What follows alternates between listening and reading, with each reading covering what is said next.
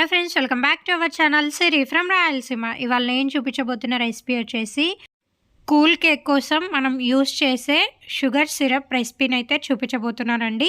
మన ఛానల్ని ఎవరైనా ఫస్ట్ టైం చూస్తున్నట్లయితే ప్లీజ్ సబ్స్క్రైబ్ చేసుకోండి. ఇంకా ప్రాసెస్ అయితే స్టార్ట్ చేసేద్దాం. ముందుగా ఒక బౌల్ తీసుకోవాలి. అందులోకి 1/4 కప్ షుగర్ని వేసుకోవాలి.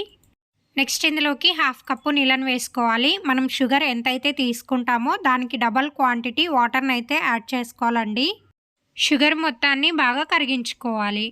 ఇలా షుగర్ మొత్తం కరిగిపోయిన తర్వాత జస్ట్ నీళ్లు మరిగితే చాలండి. ఇక దింపేసుకొని సిరప్ని అయితే కేక్కి వాడుకోవచ్చు.